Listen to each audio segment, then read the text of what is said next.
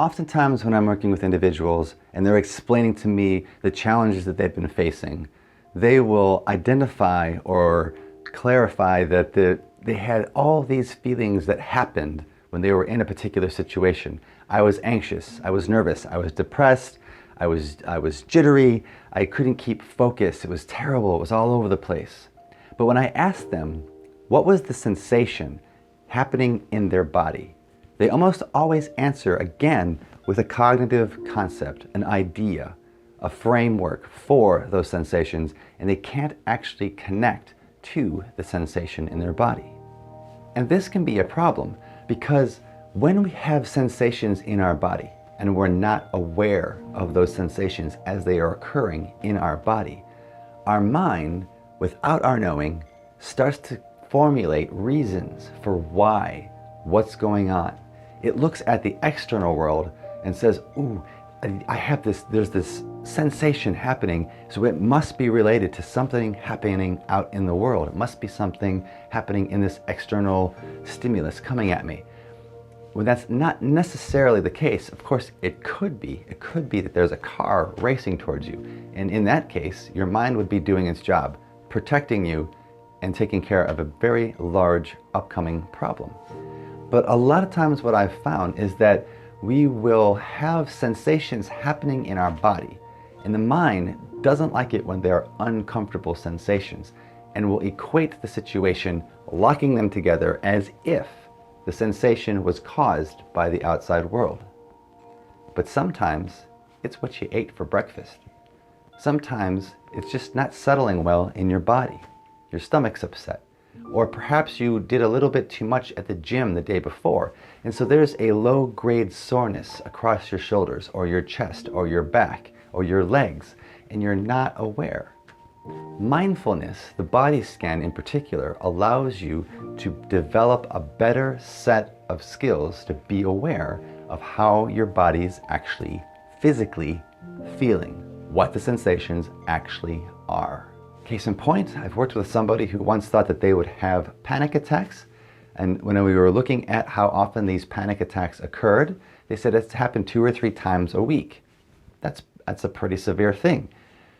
But after working with this person for a while, one of the questions that eventually led to a solution which pretty much knocked the panic attacks right out of the park, they were no longer an issue, was the simple question of, what time do these panic attacks occur? So with the latter, what time do these occur, led to the what are you eating for lunch? The person noticed that about 2:30, 3 o'clock, that's when they would have all these sensations of being overwhelmed with anxiety. When actually, what they were having was a drop-off in their blood sugar. What they had had for lunch wasn't enough. There was no protein, very little fats, and a lot of carbs, and processed carbs at that, which gave them tons of energy and then dropped them completely off. To make matters worse, about 2:30, they were drinking another large cup of coffee. This just caused all kinds of insulin spikes and their body just having these jitters and shakes and becoming sweaty and having a difficult time focusing. These are all side effects of nutrition and how we eat.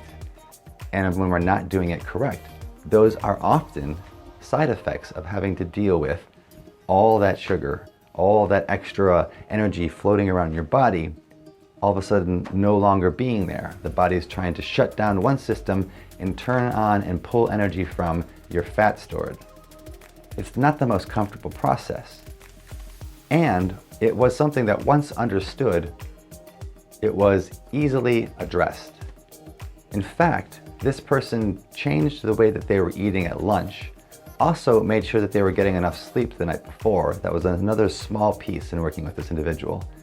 And then within less than 4 weeks, this person went without having any panic attacks whatsoever.